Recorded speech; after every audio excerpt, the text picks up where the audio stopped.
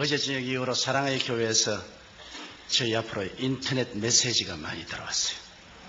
근데 그 인터넷 메시지 중 하나가 우리 오카논 목사님이 조영기 목사님을 청한다 그래서 굉장히 마음에 근심을 했다는 겁니다. 순복음교회 스타일하고 우리 교회 스타일이 다른데 조 목사님이 와서 그냥 강단에서 춤을 추고 뛰고 그렇게 하면 이 일을 어떻게 감당하나 굉장히 걱정을 했는데 첫날 예배를 드리고 난 다음 안심을 했다. 그래서 그 메시지를 받고 아주 그러니 저도 마음이 기쁘고 안심이 되었습니다. 저는 원래 뛸 줄을 모르는 사람입니다. 그리고 흥분할 줄을 모르는 사람인 것입니다. 저는 조용하고 차분하기를 원하는 사람인데 왜 하나님이 저를 장로교 목사라 만들고 순복음교회 목사를 만드는지는 알 수가 없습니다. 사실은 저희 신앙 교리도 우리 순복음교회하고는 맞지가 않습니다. 나는 하나님의 절대 주권을 믿는 사람으로서 갈방주의의 예정론을 강하게 믿는 사람입니다. 그런 사람인데 왜 순복음교회 목사가 되어가지고서 성령운동을 하는지 사람으로는 알 수가 없습니다. 그러나 제가 오카논 목사님을 만날 때마다 늘 감상해 생각하는 것은 오카논 목사님 같은 신분이 계심으로 성령운동과 제자 훈련 운동을 연결할 수 있는 다리를 만들어 주셨다는 것입니다. 그래서 이 성령운동과 제자 훈련이 함께 손을 잡으면 한국 교회를 만세반세 위에 세우고 세계 교회를 살릴 수 있는 큰 저력이 생겨난다고 나는 확실히 믿습니다. 이를 위해서 여러분께서 꾸준히 기도를 해 주시기를 바랍니다. 오늘 저는 성령님에 관해서 말씀을 나누고자 합니다. 구약 4000년 동안은 삼위일체 하나님 중에 성부 아버지가 정면에 나와서 일을 하셨지요. 그러나 하나님께서 구약에 약 300번 이상으로 아들 예수님을 보내주겠다고 예언하시는데 그 예언대로 2000년 전에 예수님이 삼위일체 하나님 중에 정면에 나오셔서 아들의 시대가 왔었습니다. 그러나 33년 만에 예수님께서 십자가에 죽었다가 부활하시고 일을 마치시고 승천하실 때 주님은 바톤을 삼위일체 하나님 중에 제3위인 성령께 맡기고 가셨습니다. 이제 내가 가면 성령을 보내겠다고 하시는데 오순절 날에 말씀하신 대로 성령이 임하여서 오늘날 우리가 사는 이 2000년 동안 복음시대에는 성령이 정면에 나와서 일하는 성령의 시대인 것입니다. 성령께서 오늘날 우리 가운데 임하여 계셔서 우리와 함께 계시고 일하시고 계시고 아버지도 성령님을 통해서 아들도 성령님을 통해서 일하시는 것입니다. 그러므로 성령으로 말미암지 않고는 그리스도를 주라고 할 수가 없습니다. 성령으로 말미암지 않고는 야훼 하나님을 아버지로 부를 수도 없습니다. 성령의 감동이 와야 믿게 돼요. 여러분 오늘 예수 그리스도를 믿었다는 것은 한 사람 한 사람이 모두 다 성령님의 감동을 받았기 때문에 예수를 믿게 된 것입니다. 제가 서대문에 목회할 때 하루 비가 오고 날이 바짝해였는데 이 우비를 입고 머리에 비를 잔뜩 맞은 30대의 아주 세련된 여인 한 사람이 제게 신앙 상담을 왔습니다. 그분은 우리 교인도 아니에요. 그런데 우리 교회에 와서 갑자기 신앙 상담을 요구해서 그래서 신앙 상담을 하는데 누군가 보니 그때 한국은행 총재 딸이었어요. 그리고 그 남편은 우리 한국이 나온 세계적인 암 전문 의학 박사였어요. 상복원 박사라고. 그런데 그 상 박사님이 일본 동경대학교 이과대학에서 박사학위를 받고 미국 UCLA에서 또다시 공부를 하고 뉴욕의 마운트 사이나이 유대인 병원의 의사로 있다가 이기붕씨 주치의로 초청을 받아서 왔는데 술을 너무 좋아해서 술을 많이 먹다가 중풍이 걸렸어요. 뇌수술을 하고 한쪽이 마비가 되니까 부인에 대한 의처증이 생겼습니다. 부인이 굉장한 미인이에요. 그러니까 부인이 아무라 자기가 이렇게 이제 반신불수가 되고 하니까 다른 남자하고 사귀게 싶어서 부인을 무시무시하게 감시하는데 뭐 부인을 살 수 없게 해요. 매일찌개까지 생선 회 칼을 가지고 목에 대놓고 오늘 너 누구 만났냐고. 이렇게 하니 이 사람이 무식한 사람도 아니고 세계적인 암학자고 의학 박사가 그렇게 하니 기가 막히죠. 자기는 어떻게 해야 살 수 있느냐고 아주 완전히 노이로제에 걸리게 되었다고. 친구가 여의도 순복음교회 가서 한번 목사님과 상담해보라고 해서 왔다 그래요. 그래서 제가 당신은 예수 믿는 도리밖에 없다. 하나님이 당신의 마음속에 위로와 평안을 주시기 때문에 예수를 믿고 하나님께 의지하고 하나님의 능력에 의지해서 그 남편을 감화 감동시켜라. 당신이 먼저 예수 믿고 남편을 교회로 데리고 오라고. 그랬더니만 그 다음 주일날 남편을 교회로 데리고 왔는데 남편이 아닌 게 아니라 이렇게 쩔뚝쩔뚝하면서 잘생겼어요. 대구 사람인데 아주 강한 경상도 액센트를 쓰는 사나이입니다. 그런데 예배를 피하고 난 다음에 내 사무실인데 그거 부인하고 쩔뚝쩔뚝하고 들어왔어요. 조목사. 네, 왜 그러세요? 당신 말이야 설교할 때 우리 마누라만 쳐다보면 죽여버려. 기가 칵 막힙니다. 근데 내가 그때 우리 교인이 한 4,000명 됐어요. 내가 이 한 4,000명 성도 가운데 유독히 당신 부인을 쳐다볼 이유도 없고 또 당신 부인만 이쁜 줄 생각하느냐? 우리 집 사람도 당신 부인 뺨칠 만큼 이쁘다. 그러니까 그런 설점식에 좌우간 잔소리 말고 우리 마누라 꾀기만 하면 내가 막 칼로서 막 조목사 찔러 죽인다. 이체증이라는 것이 이렇게 무섭구나. 그런데 이체증 덕분에 교회는 꼭 나와요. 마누라 지키려고. 그 부인이 교회 나오면 꼭 따라와서 부인 옆에 딱 앉아가실 거예요. 근데 언제나 내 정면에 앉아있기 때문에 내가 설교할 때 이렇게 설교하다가 이렇게 봐야지. 이렇게 보면 또 자기 부인 봤다고 또 야단법석하라니까. 참 주일날 그 사람만 오면은 신경이 쓰이는데 아주 못 견디겠어요. 그런데 꼭 예배를 피하고 나면은 내 사무실에 들어옵니다. 안 들어오면 좋겠는데 꼭 들어와가지고서 하는 말이 자, 내가 멀리서 보니 당신 이마도 번질번질하고 바보같이 안 보이는데 왜 그 완전히 바보 같은 소리 하느냐? 생화학적으로 생각해봐라. 어떻게 처녀가 잉태하여 아들을 낳으며 어떻게 죽은 사람이 무덤에 들어갔다 사흘 만에 다시 부활하느냐? 피가 다 썩었는데 어떻게 부활하냐? 당신 멀리서 보면 상당히 총명도 있어 보이고 이마도 까지고 눈도 빛이 번쩍번쩍 나면서 하는데 그런 바보 같은 소리를 하는 거 보고 내가 너무나 불쌍하다. 어디 직장이 없으면 내가 직장 하나 구해줄까? 왜 그런 거짓말하고서 밥을 먹냐? 그러니 이 사람 무식한 사람도 아니고 세계적인 우리 한국이 난 암학자인데 그래서 내가 당신 참 상박사 불쌍한 사람이요. 당신 고작 그거밖에 모르. 그러니까 자기는 참 불쌍하다. 보기에는 똑똑하게 보이는데 말하는 거 보면 영 바보 같은 말을 한다. 야, 나하고 그렇게 거리가 먼 줄 몰랐어요.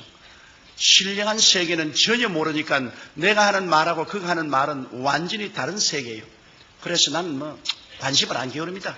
내버려 놓고서 1년 동안 그 사람이 늘 나오면서 늘 저희 설교를 비평을 합니다. 바보 같은 말이라든지 사리에 맞지 않다, 비과학적이다, 지식이 없는 무식한 소리다. 그러다 귀뚱으로 들었는데 크리스마스 날 제가 설교를 하는데 앉아서 손수건을 내서 자꾸 눈물을 닦아요. 그래서 그 사람이 언제 우느냐? 부인하고 싸우면 웁니다. 그래서 내가 크리스마스 아침부터 싸웠구나. 우는 거 보니까 그 자꾸 눈물을 닦더니만 그저 예배를 피하고 난 다음 내 사무실에 또 왔어요. 그래서 장 박사 왜 크리스마스 날 아침부터 부인하고 싸웠느냐? 또 울게 하니까 안 싸웠어. 그럼 왜 울어요? 나 말이야 당신에게 와서 바보 같은 소리 1년 동안 듣다가 스키스프레이니아 정신분열증이 걸렸어. 오늘 아침에 당신이 무슨 동정녀가 아기를 낳고 말이야 그가 하나님 아들이고 그런 소리 하는데 내 머리로서는 전부 바보 같은 소리 같은데 내 마음이 딱 꺼내지더니만 당신 말이 다 믿어지지 않냐? 그러니 이것이 정신분열증의 증거라고. 마음이 뜨거워져서 머리는 안 믿는데 마음은 믿어지는 것은 정신분열증이에요. 그러므로 당신에게 와서 1년 동안 설교 듣고 바보 같은 말 듣다가 내가 정신분열증 걸렸는데 책임져 고쳐! 나보고 고쳐줘! 그래서 잘 걸렸다. 당신 그 정신분열증은 천당 가는 정신분열증이다. 그게 걸려야 천당을 간다. 내가 그 고칠 약을 줄게. 그 무슨 약이냐? 구약과 신약이 있다. 당신이 이제 이 성경을 가지고 가서 구약과 신약을 읽는데 구약은 좀 어려우니까 마태복음 신약부터 읽어라. 이거를 한 번 다 읽고 나오면 내가 기도를 해서 당신 그 병을 고쳐줄게. 또 훌륭한 학자는 단순합니다. 성경을 가지고 가서 그때부터 성경을 읽는데 미친같이 신약을 읽고 구약을 읽고 완전히 거듭나버리는 겁니다. 완전히 새 사람이 됐어요.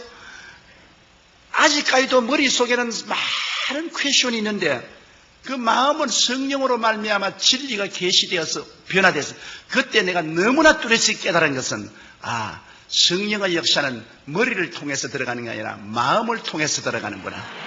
지식적으로 변화를 받는 게 아니라 마음에 중생하니까 마음이 달라지고 그 좋은 머리를 가지고 마음이 세속에 쓰였을 때는 자꾸 그리스도를 반대하더니만 그 다음에 마음이 달라지니까 또 그 좋은 머리를 가지고서 동정녀 탄생을 할 수 있다고 또 증명을 하기 시작하는 겁니다.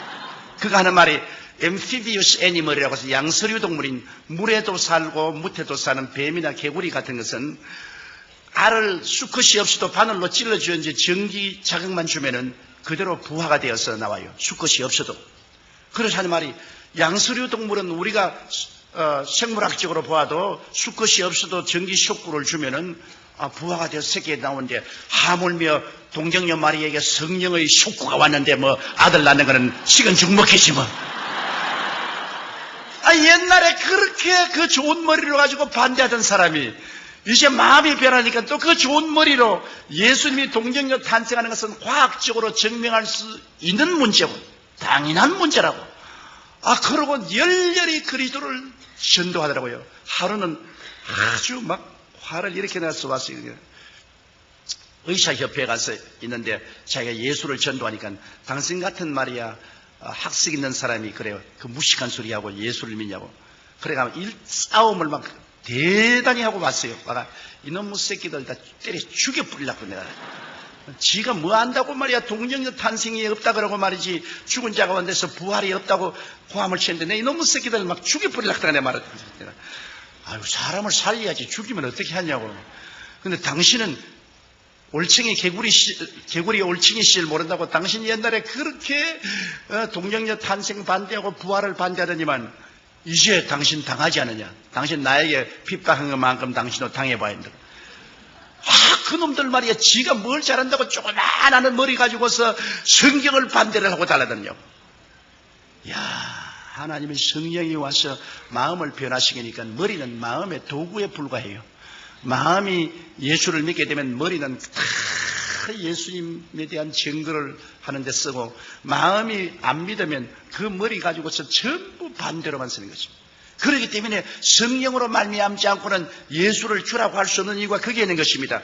성령의 감동이 오면은 마음이 문이 열리고 녹아지고 하나님의 계시가 임하심으로 예수를 하나님의 아들로 보게 되는 것입니다. 이것은 이성적으로 증명할 문제가 아닙니다. 감각적으로 증명할 문제 아닙니다. 계시적인 신앙인 것입니다. 성령이 오셔서 우리에게 계시해 주시는 것입니다. 그러므로 예수 믿고 성령 받으면 성령이 예수 그리스도를 구주로 우리에게 증명해 주시는 것입니다. 여러분 예수 믿었기 때문에 다 성령 받은 사람들이에요. 그러나 성령을 받는 것하고 성령 충만하고는 틀립니다. 여러분 성령을 충만하게 받으면 하나님의 성령의 은사가 나타나기 시작하는 것입니다.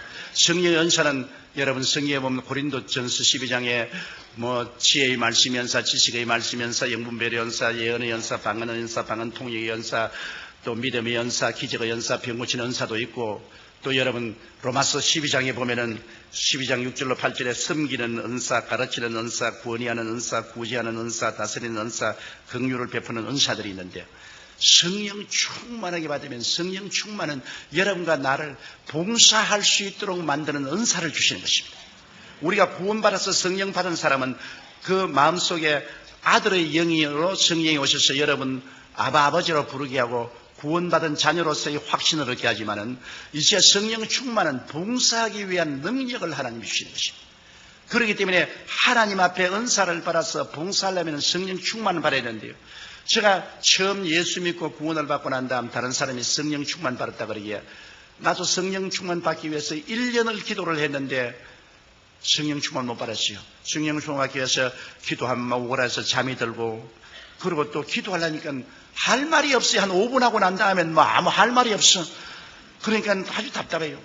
그래서 제가 이제 신학교에 들어왔는데, 신학교에 내 동창들, 그 다음에 후배들도 보니까, 뭐, 방언도 하고 막 그래요. 아유, 난 뭐, 영 아니라. 그래서 제가, 뭐, 너희들 뭐, 방언한다고 뭐 큰 소리 하느냐?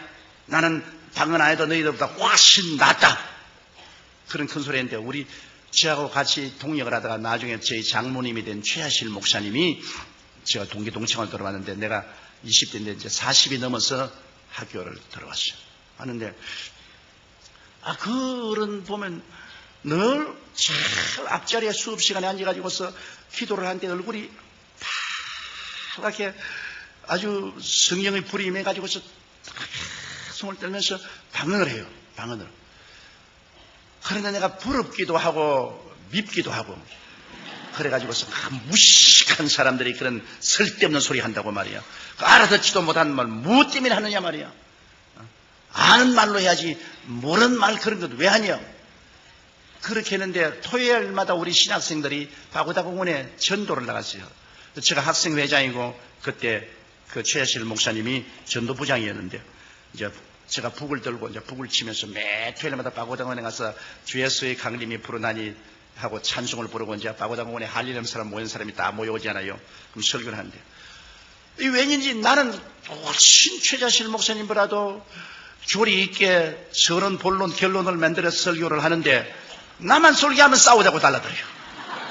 거기 있는 사람들이 막 주먹을 휘두르고 집어치워라 고함을 치고 나에게 막 고통을 주고 핍박을 주는데 이 최하실 목사님은 서론 본론도 없이 두루뭉술이 설교를 하는데도 다 사람들이 알아듣고 박수도 치고 또 가고 나면 더 하라고 그러고. 그런데 내가 가만히 있으니 참 이상하다. 나는 최 목사님보다 훨씬 최하실 집사입니다. 최 집사님보다 훨씬 내가 웅변적이고 논리 정연하고 지식적으로 설교하는데 나보고는 대들고 최하실 목사님 두루뭉술이 같이 그냥 저런 설교를 하는데 내가 봐도 웃었는데 그거는 말이야 보고서 그냥 박수도 치고 어떠한 사람 와서 안수교를 받겠다고 머리도 내밀고 그러고 더 하라고. 그래서 내가 물었습니다. 아니 그렇게 두루뭉술이하고 설교해도 사람들이 좋아하고 말이에요. 머리도 내밀고 안수도 해달라고 하는데 그거 왜 그러소? 내가 설교 훨씬 잘하는데. 그러니 조 회장은 성령 충만하지 않지 않아. 나는 성령 충만하고 방언 기도도 하고 그러므로 말미암아 나는 매일같이 기도를 3시간 이상씩 하는데 뭐 학생회장 뭐 하루에 얼마나 기도는? 한 30분 기도한다. 그 30분 기도해가지고서 가마감동 오는요. 그래 내가 속으로 결심했습니다. 나도 성령 충만 받아야겠다. 나는 예수 믿고 성령 받았지만 이제 봉사하는 능력을 얻기 위해서는 충만 받아야겠다. 그래서 상가산에 이제 성령 충만 받아 기도하려고 내 친구와 같이 이만치 큰 솥방을 하나씩 사가지고서 배고플까 싶어가지고서 그걸 이제 들고서 그 상가산 위에 올라가서 그때는 바위에 그렇게 맑은 물이 흘러내렸습니다. 여름에 양말 벗어놓고 물에 발을 당겨놓고 그러니까 찬송을 부르면서 자꾸 빵을 뜯어먹기 시작했는데 저녁 어두우니까 빵 다 뜯어먹었어요. 그래 우리 둘이가 소시고 빵 다 먹었다. 내가 지금 배고프면 어떻게 하니? 내려가자. 그 산에서 내려와 버려 말았어요. 그래 뭐 성령 그래가 어떻게 봤습니까? 그래 도저히 안 되겠어. 그 다음에는 토요일날 결심하라고 빵을 안 가지고 이제는 마음속에 죽기 아니면 살기로 결심을 했습니다. 마음속에. 그런 결단이 있어야 돼요. 내가 성령 받지 않고는 내가 산에서 안 내려갔다고. 상각산 제일 꼭대기에 올라갔습니다. 못 내려오려고요. 그 밤이 되니까 아이고 여름 이 짧은 반소매 입고 왔는데 얼마나 춥던지 여름인데도 모기는 자꾸 달라들지요. 뭐더니 절벽이니 내려올 수도 없는데 기도는 한 30분 하고 나니까는 미천 다 떨어지고 할 거는 없지요. 야 죽겠대요. 시간은 안 가는데 기도는 할 것도 없고 그리고 모기는 달라졌는데 또 무슨 생각이냐면 그때는 상하산에 가끔 범이 나타난다고 그랬습니다. 야, 이 또 밤에 또 범이 나타나면 난 죽장했나. 그래가 또 범하고 싸우겠다가 돌을 잔뜩 모아가지고서 그래가 이제 돌을 손에 들고서 눈을 감으면 막 온 천지에 막 뱀이 올라오는 것 같아요. 눈도 못 감고 눈 뜨고 돌 뜨고서 성령 주옵소서. 성령 주옵소서. 성령 주옵소서. 범 오면 때리려고. 주옵소서. 뭐 그러니까 이거 기도도 안 되고 말이지. 나중에 밤 12시가 넘어 1시 2시니까 막 허기증이 다가오고 한기가 오고 죽겠더라고요. 그래서 에라 이 판재판 사판이다. 범이 와서 물어 죽든지 뱀이 올라와서 물려 죽든지 난 이제 성령 안 받으면 이거 아무것도 안 될 테니까 성령 충만히 받아야 되겠다. 그래서 돌도 다 던져버리고 그냥 이 소나무를 끌어안고 그때부터 제가 죄를 회개하기 시작했습니다. 일정시대에 그때는 살기 어려우기 때문에 학교 갔다 오다가 나무 외밭에 들어가서 왜 훔쳐먹은 그절까지 다 회개했다고요. 어릴 때부터 지은 죄를 다 죄를 막 회개하는데 성령이 임하시니까 죄가 없는 줄 알았는데 내 죄가 그렇게 많을 수가 없어요. 온갖 과거의 죄가 다 드러나기 때문에 그 죄를 그냥 눈물로 회개하고 그 다음에는 막 힘이 생겨서 막 고함을 치는데 외마디 소리로 하나님이여 성령 충만히 달라고 나같이 20대에 세상에 물 안 들고 주의 사업으로 돌아온 사람에게는 성령 안 주고 40이 넘어 죄는 다 지은 최입사 같은 사람에게는 성령 주고 하나님 불공평하다고 나는 오늘 성령 안 주면 나는 이제는 신학교도 다 집어치워버리고 이제 목회도 안 하겠다고 그러고 막 고함을 치는데 막 배창자가 끊어질 것 같아요. 아마 해산하는 고통이란 그런 거 배창자가 끊어질 것 같아요. 그러니까 나는 막 기도를 하고 있는데 내 입에서 다른 말을 하고 있어요. 나는 분명히 한국말로 기도하고 있는데 입에서는 방언으로 말을 하고 있어요. 방언으로. 그러고 막 온몸이 막 불덩어리가 되고 막 성령이 충만해. 그래 그때 그 성령 충만의 체험을 하고 난 다음부터 신학교를 졸업하고 제가 불광동에 개척을 갔는데 방언을 하니까 하루에 5시간 기도를 할 수 있어요. 아는 말로 기도하다가 또 방언으로 기도하다가 아는 말로 기도하다가 이제는 기도를 많이 할 수 있어요. 전에는 30분 기도하면 기도할 것이 없는데 성령께서 오시니까 도와서 아는 말로 기도하다가 또 미천 떨어지면 또 방언으로 기도하고 또 방언으로 한참 기도하다가 또 아는 말이 생각나면 또 아는 말로 기도하고 그래서 불광동에서 제가 목회할 때 하루에 5시간 이상씩 기도를 했어요. 물론 할 일도 없고 교인이 5명이니까 할 일도 없이 5명 매일같이 신방도 할 수도 없고 그러니까 천막교에 앉아가지고 하루에 5시간씩 기도를 합니다. 5시간 기도하면 온몸이 불덩어리 같아요. 그리고 강단에 일어서서 설교를 하려고 하면 마치 공중에 떠있는 것 같아요. 그러니까 그때부터 하나님께서 기사와 이적을 허락해 주시더라고요.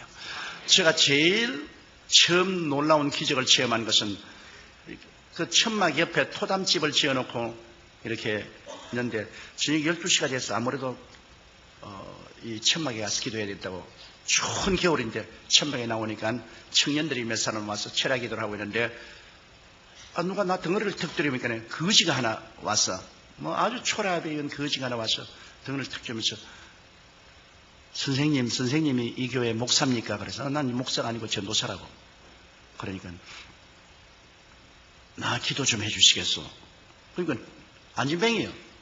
당신 어떻게 왔을까? 내가 서울역에서 이 구걸을 하고 있는데 어떤 사람이 지나가면서 하는 말이 너 저 불광동에 천막교회 찾아가면 그 전도사가 하나 있는데 그 사람이 병자회에서 기도하면 병이 나는다 하더라. 너 팔자를 고칠 수 있으니까 한번 가보라. 그래서 하루 종일 버스 저 기사들에게 사정을 해서 아침에 출발한 것이 밤 12시가 넘어가지고서 왔는데 이렇게 안진뱅이가 대가지고서 손에다가 송곳 같은 거 가지고서 이렇게 끌고서 와요. 무릎에는 이렇게 고무를 대가지고서 이렇게 끌고 이렇게. 그래 아주 몸이 얼음장 같고 그렇더라고요. 그래서 내가 그 전도사인데 아유 날 좀 살려주십시오. 나는 안진뱅이가 되어서 이렇게 이게 얻어먹기도 너무나 고통스럽고 그래서 내가 겁이 나기 때문에 야 너 예수 안 믿는 사람은 아무 기도해도 소용이 없다 그래. 변명하려고 그러니까 믿겠습니다. 그것도 믿겠습니까? 또 할 수 없이 예수께로 인도했어. 인도하고 난 다음에 몸에다 손을 얹고 기도하려니까 내 믿음이 하나도 없이 다 날아가 버린 거라. 한 방울도 내 마음에 믿음이 안 있어. 기도도 안 나와요. 왜냐? 이런 사람이 어떻게 낫노 말이야. 완전히 막 보니까 이 다리가 둘이가 말라가지고서 나무 같아요. 이 지팽이 같아요. 그 무릎 밑에는 뭐 지팽이 같아요. 근데 나는 그런 거 낫는 것도 못 봤고, 성경에 금과 은은 내게 없어 내게 있는 것으로 내게 주니 나사렛 예수 이름에 일어나라는 그 말만 내가 기억이 나서 에라 한번 써먹어야 되겠다고. 그래서 아무래도 내 느낌도 없겠어. 탁 일어나가 나를 쳐다보라. 금과 은은 내게 없으나 내게 있는 것으로 내게 주려니 나사렛 예수 이름에 일어나라. 그 잡으니까 댕그라고 달려 일어나지. 안 나왔어요. 그러니 베드로와 요한은 되는데 나는 안 된다고. 그런데 베드로와 요한은 내게 있는 것으로 내게 주니까 내게 있는가 보니까 내게 아무것도 없어요. 내게 아무 믿음도 없다고. 그래서 야, 나 안 되겠다. 여기 앉아 있어라. 나 믿음을 좀 얻어야 되겠다. 그래서 내가 앞으로 나가서 흙으로 이렇게 강단을 만들어 놨는데 그 흙 강단에 엎드려 가지고 하나님 왜 저런 거를 보내 가지고서 나를 이렇게 고통을 줍니까? 나는 못 고칠 줄 주님이 알지 않습니까? 근데 저 불쌍한 놈 저 나를 기대하고 왔는데 저거 나 어떻게 보냅니까? 그러니 주님이 죄를 제 발로 걸어 나가게 하든지 안 그러면 내게 능력을 주셔서 고쳐주든지 어떻게 일을 해줘야지 어떻게 합니까? 그러고 난 다음 기도가 안 되기 때문에 방언으로 내가 기도를 몇 시간을 했는지 모르겠어요. 그냥 눈물을 흘리고 그냥 막 부르짖고 기도하는데 갑자기 마음속에 하늘문이 열리더니 믿음이 뭉게구름같이 오는데 나중에는 내가 어떤 느낌이냐면 내 손가락으로 지구를 이렇게 밀면은 지구가 밀려갈 것 같아요. 그런 마음의 믿음이 들어오더라고요. 그래서 이제 또 거기 갔죠. 그래서 청년들 보고 이렇게 잡아라. 그러고 난 다음에 무릎을 잡고서 아무리 하나님 고쳐달라고 기도해도 안 될 것 같아요. 그래서 에라까지건 산수 갑산에 갈지라도 이렇게 해봐야 되겠다. 내가 무릎 위에 올라섰어요. 올라서 예수 이름으로 나라고 확 굴려버리니까 뼈가 쭉쭉 크더니만 와이고 목사가 사람 잡는다.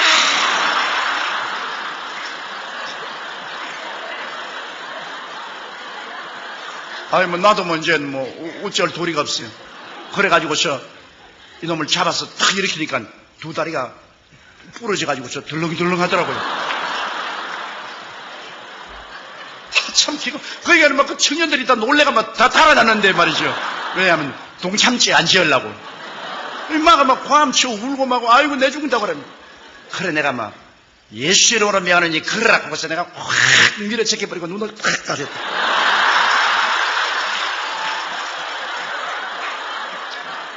지금은 제가 웃지 그때는 웃을 창편히 못했어. 그러니 또 청년들이 과음을 치고 박수를 치고 야단이요. 그래 눈을 떠보니까 인마가 천막 주위를 뛰는데 나와가지고서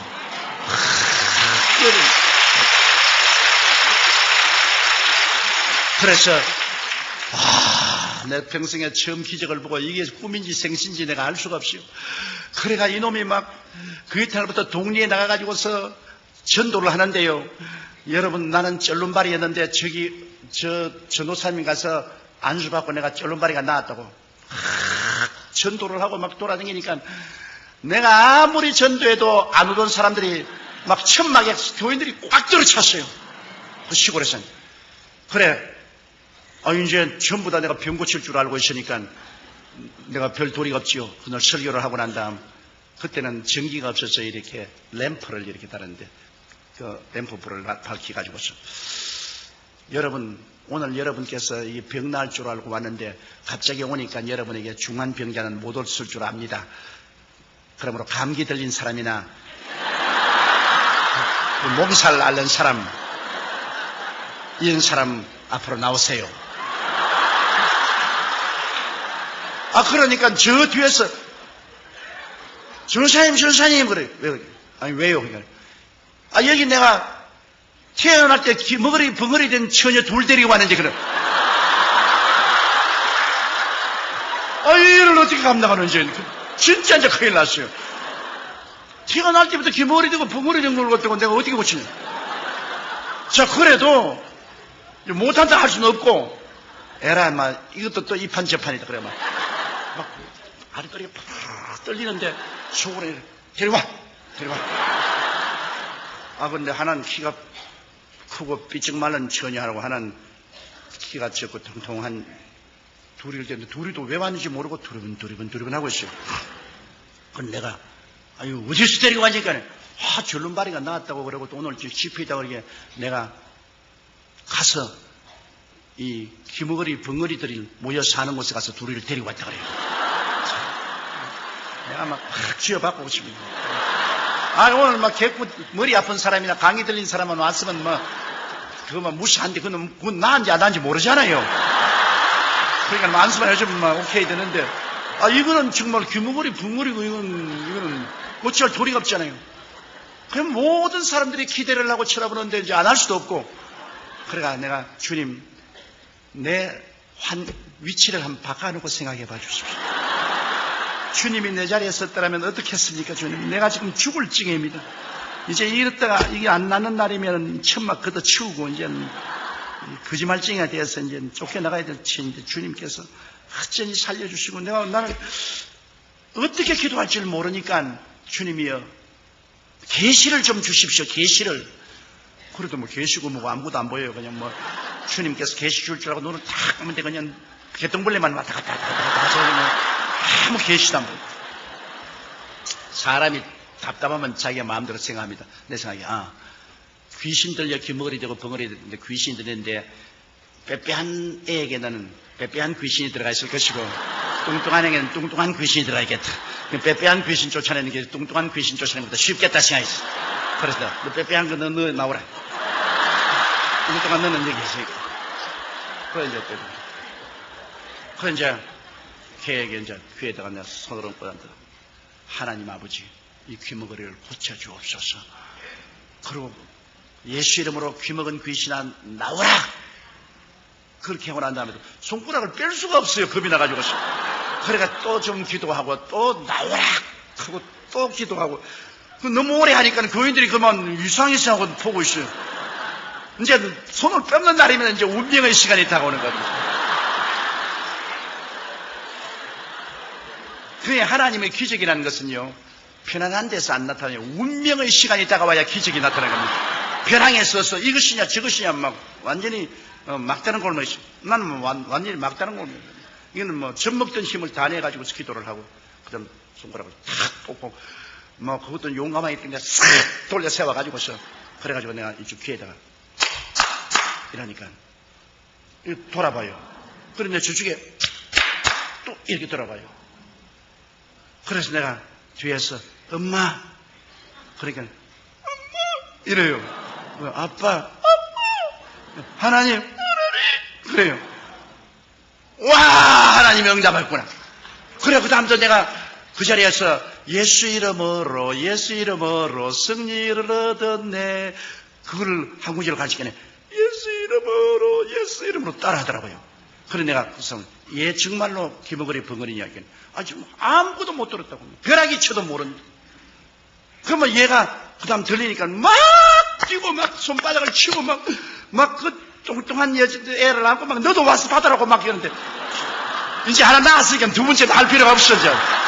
그거 하다가 안 되면 안 되니까 내가 막 교인들에게 보라고 하나님 살아계신다고 이 자리에 아픈 사람 다 나오라고. 그러니까 아픈 사람이 다 나오잖아요. 그러니까 내가 머리를 너도 나가라 아직도 너도 나가.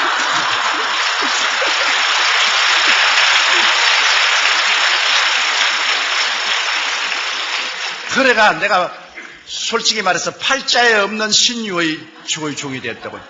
내가 원해서 된 것이 아니라 환경이 그렇게 되어서 안 할 도리가 없어가지고서. 그러다 3년 만에 그 산골짜기에서 교인이 500명이 됐어요. 그러니까 하나님이 기사와 이적을 나타내니까 그러한 많은 사람이 모여와서 그때부터 병이 낫고 복음이 전거되기 시작해요. 그것이 내가 하루에 5시간씩 기도할 수 있었기 때문에 그런 일이 생기는데, 그 기도를 그렇게 할 수 있는 것은 성령을 충만히 받고 난 다음에야 기도할 수 있는 힘이 오더라고요. 내가 그냥 성령 받고 난 다음에 중생하고 난 다음에는 그렇게 기도할 열정도 안 생기는데, 내가 성령 충만이 받고 그 다음 방언 기도도 할 수 있고 그렇게 하니까 그 다음부터 오랫동안 기도하게 되고 오래 기도하니까 은사가 나타나기 시작해요. 성령은. 그래서 성도들에게 그냥 성령 충만이 받으라고 강조를 하고 그 다음 성령 은사를 받으니까 뭐 섬기는 사람, 봉사하는 사람, 전도하는 사람 생겨서 열심히 봉사하고 전도하게 되고 교회가 그때부터 눈부시게 발전해서 제가 61년도에 서대문에 나왔는데 1970년도에 가서 교인이 18,000명이 됩니다. 그러니까 그 서대문 거기가 험한 곳입니다. 거기 왜냐하면 세문안 교회가 있고 그 다음에는 정동교회가 있고 독립문성결교회가 있고 아현감리교회가 있고 한국의 대표적인 정직한 교회인데 그 한가운데 딱 제가 들어갔어요. 사람들마다 너 이제 망했다. 그거 들어가서 너는 살아남지 못한다 그랬습니다. 그때 내가 나이 26살이었습니다. 그러니까 뭐 새파란 젊은 놈이 그 들어가서 어떻게 합니까? 그래도 제가 하나 깨달은 것은 사람들의 필요를 채워주면 사람들이 온다. 배고픈 사람에게 밥 주는데 안 올 테겠느냐? 목마른 사람에게 물 주는데 안 올 테겠느냐? 그때 한국은 개발연대라 60년대 전라도와 경상도에서 사람들이 많이 서울로 와서 올 때 갈 데가 없어서 방황하는 그때 교회를 개방해놓고 교회에서 자기도 하고 교회에서 생활하도록 내버려놓고 그 다음에 가난하고 헐벗고 굶주리면 병이 많지 않습니까? 그러므로 병자 위한 기도를 하고 위로와 격려를 해주니까 뭐 교인들이 모여오는데 구름띠같이 모여요. 그래서 오늘날 70만 성도까지 올라오게 된 것입니다. 이러므로 사람들이 와서 괜히 교회를 외형적으로 안 보고 이 굉장한 교회라고 하는데 저는 늘 대답한 것입니다. 이건 내가 한 건 아닙니다. 성령께서 역사하는 것을 나는 곁에 따라다니며 구경만 했지 성령의 역사했지 나는 구경밖에 한 것이 없습니다. 내가 어떻게 합니까? 나는 못해요. 나는 어림도 없어요.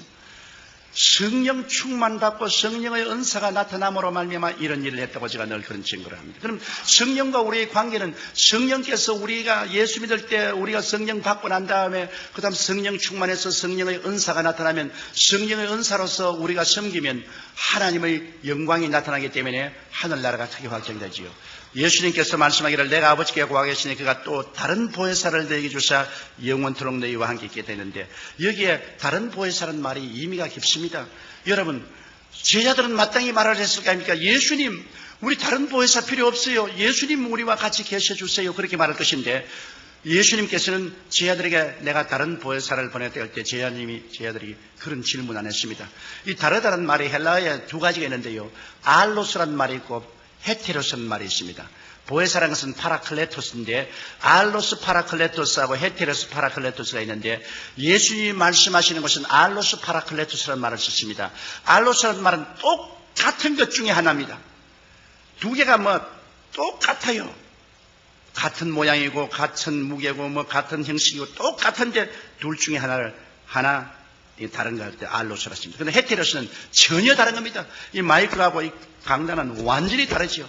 이거 할 때는 헤테로스라는 말을 했습니다. 그런데 예수님께서 나는 처음 보혜사인데 내가 가면 아버지께 구해서 알로스 파라클레토스를 보낸다. 나와 전혀 같다. 내가 하나님이냐? 그도 하나님이다. 내가 사랑하냐? 그도 사랑한다. 내가 병을 고치느냐? 그도 고친다. 내가 귀신 쫓아내느냐? 그도 쫓아낸다. 내가 하나님 아버지를 나타내느냐? 그도 나타낸다. 전혀 똑같은 것. 그래서 이 알로스 파라클레토스는 성령 오시면 예수 오신 것과 같고 또 예수님 계시면 성령 오신 것과 같고 전혀 같은 것 중에 둘 중에 하나는 알로스라는 말을 씁니다. 그래서 예수님께서 내가 가면 아버지께 구하겠으니 나와 똑같은 다른 보혜사라고 합니다. 그러므로 성령이 오시면 예수님이 하신 일을 꼭 그대로 할 수밖에 없습니다. 여러분 주님께서는 말씀하기를 내가 가면 나를 믿는 자에게는 나보다 더 큰 일도 행하겠다고 했는데 예수님과 알로스로 꼭 같으니까 예수님께서 사역하신 그 사역을 성령께서 그대로 반복을 하시는 것입니다. 그것을 우리가 꼭 알아야 돼요. 그래서 오늘 성령 시대에는 예수님 시대에 하던 일은 다 지나갔다고 생각하면 안 되는 것입니다. 예수님 시대에 구원하던 사역은 오늘날도 계속되고, 예수님 시대에 귀신 쫓아내는 사역도 오늘날 예수 이름으로 그대로 되고, 예수 이름으로 병자를 고치는 사역도 그대로 이루어지고, 예수 이름으로 변화를 가져오는 것도 성령이 그대로 하는 것입니다. 성령 오심은 바로 예수님 오심과 꼭 같은 것입니다. 그런데 여기에 보혜사란 말이 의미가 상당히 깊습니다. 보혜사란 말은 영어로는 컴포터, 위로자라고 말하고 한국은 보혜사라고 하는데 원래는 헬라의 법정에서 사용하는 말인 것입니다. 파라클레토스라고. 그것을 설명하기 위해서 제가 하나의 간단한 예를 하나 만들면, 어떤 큰 부잣집 아들이 있었는데 아버지가 굉장한 부자예요. 그러나 그 아들은 좀 머리가 둔해서 이 행정 능력이 없어요. 그런데 아버지가 세상을 떨면서 그 많은 부동산과 동산을 다 이 아들에게 상속을 주었습니다. 그런데 이 아들이 친구를 사귀었는데 그 친구는 굉장히 머리가 좋고 웅변이고 능력이 많은 친구지만은 가난뱅이에요. 아무것도 없어요. 그런데 그 친구가 이 부잣집 아들에게 와서 뭐라고 말하냐면, 자네가 그렇게 많은 동산도 가지고 부동산도 가지고 있는데 자네 이거 어떻게 다 격리 관리할 줄 모르지 않느냐? 나에게 부동산도 넘겨주고 동산도 다 넘겨주면 내가 너에게 돈 필요할 때 돈 해주고 이거 다 이식을 취하고 재산을 늘려줄 테니까 내게 다 맡겨라. 두려워하지 마라. 내 너하고 같은 친구 아니냐? 그래서 이 사람이 인감도장도 주고 부동산 등기 서류도 주고 돈도 다 맡겨줬어요. 얼마 있지 않으니까 이 사람이 자기 온 식구를 다 데리고 술에 싣고서 집으로 돌아왔어. 그 왕이니까, 야 임마 나가. 합법적으로 이 집도 내 집이고 이 땅도 내 땅이고 너희 부동산 동산도 다 내 거다. 네가 내게 넘겨줬지 않느냐? 내가 다 내 거다. 너 나가라. 졸지에 밖으로 쫓겨나가서 거지가 됐습니다. 그러니 이제 어떻게 합니까? 할 수 없어 고소할 수밖에 없죠.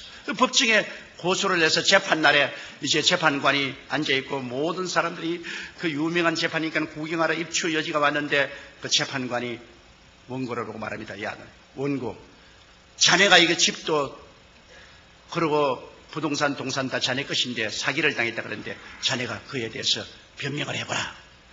이 사람이 머리가 둔하고 말도 잘못하고 사람이 좀 모자라니까 눈물만 흘리고 말을 못하죠. 그런데 그러면 피고가 말해버려. 이 사람 얼음에 박 밀듯이 청산유수로 설명을 합니다. 이것은 내가 이 집에서 봉사해주고 다 섬겨준 그 대가로서 내가 이 동산도 없고 부동산도 다 없고 이건 다 합법적인 내 것이고. 그러니 재판관도 다 모개를 하고 못 있는 사람도 다 모개를 끄덕. 이제는 이 원고인 부잣집 아들은 재산 다 잃을 뿐 아니라 이제 무고죄로 잡혀 들어갈 정도가 됐습니다. 그런데 헬라의 법정에서는 판단을 내리기 전에 묻습니다. 원고, 너에게 보혜사가 있느냐? 파라클레토가 쓰겠냐? 보혜사가 있으면 보혜사를 통해서 설명을 해봐라. 반드시 그 기회를 줍니다. 그런데 저 뒤에 그 동리에서 아주 명망이 있고 오래 살았고 존경을 받고 훌륭한 사람이 일어나가지고서 그 부잣집 아들 보고 날 보혜사로 인정하라. 인정 안 하면 법적인 요건이 구성이 안 돼요. 날 인정하라. 날 인정하라. 그러니까 이 친구는 인정을 하면 가만 안 둔단 말이야. 보혜사는 세워봐라. 가만 두는 거야. 그 이마가 벌벌 울떨고 울고 있다가 재판관님, 저 어른을 내 보혜사로 인정합니다. 그럼 법적으로 성립돼. 그 사람이 군중들 앞에 가서 옆에 딱 붙어서 끼고, 야, 울지 마라. 내가 문제를 다 얘기를 해주마. 울지 마라. 나를 의지하라. 이 사람은 그냥 보혜사에게 팍 의지합니다. 그러니까 보혜사가 일어나가지고 재판은 각하. 내가 오랫동안 이 동네에 살아서 이 부잣집 사정도 알고 이 젊은이 사정 아는데 이거 다 젊은이가 꾸민 사기라고. 그 증명을 두고 아주 참 유치하게 모든 것을 설명을 하니까 재판관도 모든 것이 다 밝혀지고 모든 사람들이 저런 나쁜 놈이 있나. 그러니까 재판관이 판결 내리기를 이 부동산과 동산을 모두 다 이 원고에게 돌려주라. 그리고 이 사기꾼은 당장 체포해서 감옥에 넣어라. 그렇게 될 때 이 파라클레토스, 바로 보혜사가 이 사람을 살려준 것입니다. 그러면 성경에 보면 예수님께서 다른 보혜사를 보내겠다는데 예수님은 첫 보혜사고 성령은 두 번째 보혜사인데요. 왜 우리에게 보혜사가 필요합니까? 아담과 하와가 에덴 동산에서 나쁜 친구를 사귀었어요.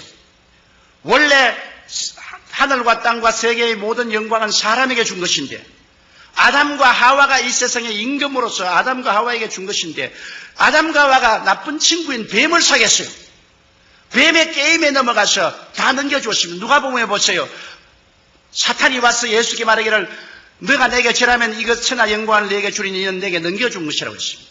아담과 하와가 게임을 받아서 다 넘겨줬어요. 그때로부터 시작해서 마귀는 아담과 하와 그 후손들을 도적질하고 죽이고 멸망시키는 일을 해서 온갖 고통과 괴로움을 우리가 다 당했습니다.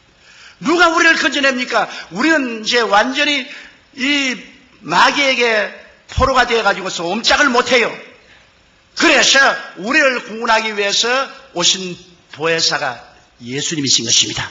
예수님이 우리를 도우기 위해서 오셔서 하나님 앞에서 우리의 모든 죄를 대신 다 짊어지고 십자가에 못 박여서 죄를 다 하나님 앞에서 청산했죠. 하나님이 예수 그리스도를 통해서 우리 죄를 용서하는데 보세요. 우리가 인정해야 보혜사가 됩니다. 오늘 예수님이 온 인류를 위해서 십자가에 못 박여 몸치고 피 흘렸지만은 믿는 자만이 구원을 받을 수 있지 믿지 않으면 효과가 없습니다. 예수님을 나의 구주로 인정하면 그때로부터 예수님의 십자가의 보혈의 공로가 다 내 것이 되는 것입니다. 내가 용서와 의와 영광을 얻게 되는 것입니다. 그래서 예수님이 십자가에서 우리를 위해서 하나님 앞에서 잃어버린 것을 도로 다 청산하고 내가 다 이루었다 했을 때 주님께서는 죄를 다 용서하시고 마귀와 세상을 이기시고 질병을 주님께서 청산하시고 저주를 다 주님께서 제하시고 사망과 음부를 이기시고 주님께서 부활하시면서 하는 말이 이제 내가 또 다른 보혜사를 보내겠다. 나와 똑같은 그러나 너를 돕기 위한 보혜사를 보내겠다. 그가 오면은 이제 너를 도와주어서 너를 내가 십자가에 못 박여 피 흘려서 값주고 산 것을 내가 소유하게 만들어주겠다. 그래서 예수님이 가시고 난 다음에 오순절 날에 다른 보혜사 성령이 임하시게 된 것입니다. 그러므로 이 성령께서 이제 임하셔서 성령께서는 우리 주 예수 그리스도의 이루가신 모든 것을 우리가 취할 수 있도록 하는 것입니다. 사람들은 생각하기를 다른 보혜사 같으면 예수님 그대로 계시지 또 예수님 똑같은 닮은 다른 보혜사를 보낼 리가 어디 있냐 했는데 예수님은 몸을 가지고 오시기 때문에 동시에 온 세계에 있을 수가 없어요. 예수님은 한 곳에 팔레스타인에 밖에 있을 수가 없어요. 그러나 성령이 오시면 성령은 하기오 푸니우마토스라고 거룩한 바람같이 바람은 어느 곳에나 있지 않아요. 바람처럼 모든 곳에 계시기 때문에 예수님은 한 곳에밖에 없지만 성령은 온 천하에 같이 있습니다. 또 예수님은 모든 사람이 소유할 수 없어요. 예수님 주위에는 큰 군중이 있고 그 다음에는 70인의 제자, 그 다음에 12제자, 그 다음에 베드로와 야고보와 요한 세자. 예수님의 가슴에 머리를 기댄 사람은 요한밖에 없어요. 그러나 이제 성령이 오시면은 모든 사람이 다 성령으로 충만할 수가 있는 것입니다. 그러므로 모든 사람에게 보혜사가 있을 수가 있어요. 제가 불광동에서 목회할 때는 농부 부인이 내게 와서 이런 질문을 했습니다. 전사님 아무리 생각해도 전사님 말씀이 나는 실감이 안 갑니다. 왜냐하면 예수님은 한 분인데 어떻게 모든 사람 가슴 속에 다 왔다고 하랍니까? 그 무성이 어머니랬는데 나는 우리 무성이 아빠하고 같이 사는데 우리 신랑은 하나뿐인데 우리 무성이 아빠가 모든 여자들의 신랑은 될 수 없지 않아요. 그런데 왜 예수님이 모든 사람이 신랑이 다 된다고 합니까? 예수님은 한 몸뿐인데. 그래서 내가 무성이 엄마 그거 잘 몰라요. 무성이 엄마 집에서 교회까지 올 때 논둑을 걸어서 오지요. 그런데 논에 물이 가득할 때 달밤에 보면은 논에 무엇이 보입니까? 달이 보이죠. 김씨 논에도 달이 있고 박씨 논에도 달이 있고 석씨 논에도 달이 있고 윗동네 우물에도 달이 있고 아랫동네 우물에도 달이 있고 달이 있잖아요. 그래요. 물이 없으면 달이 없는데 물이 있으면 달이 다 그 안에 있잖아요. 성령은 바로 물과 같습니다. 성령을 받으면 성령을 통해서 모든 사람 속에 예수님이 와 계십니다. 맞다. 그 아주머니가 알았어요. 그렇게 말합니다. 이제 성령을 통해서 예수님이 모든 사람 속에 다 와 계실 수가 있는 것입니다. 옛날에는 예수님이 특정인들만 같이 계셨지만은 이제는 성령을 통하여 모든 사람은 같이. 그 성령은 바로 예수 그리스도의 영인 것입니다. 그리스도와 똑같은 알로스 파라클레토스 돕는 자로서 예수님과 똑같은 사역을 같이 하기 때문에 나를 믿는 자는 내가 한 일을 저도 행할 것이요 이보다 더 큰 것도 하리니 내가 아버지께로 감이라. 이제는 오늘날 예수 그리스도 이름을 의지하고 우리가 더 큰 것도 역사할 수가 있는 것입니다. 오직 우리가 믿음이 없기 때문에 두려워하기 때문에 역사하지 못하지만 우리가 믿고 두려워하지 않고 기도하면 하나님의 기사와 이적이 나타날 수가 있는 것입니다. 그런데 이제 이 성령께서 와 계시고 우리가 이 성령님과 같이 이제 살면은 이제는 오늘날 20세기가 되어도 옛날과 꼭 다름없이 예수님은 어제나 오늘이나 영원토록 동일하게 성령을 통해서 우리가 기도할 때 역사하시는구나. 예수님께서는 성령을 통해서 꼭 나타나는구나. 변함이 없구나. 그런 것도 압니다. 아는데 이 성령님은 여러분 그냥 바람이나 물이나 무슨 그런 것이 아니고 인격적인 하나님인 것입니다. 지식과 감정과 의지가 있습니다. 눈에는 안 보이지만 성령은 인격적인 하나님이기 때문에 인격적인 하나님을 알아야 돼요.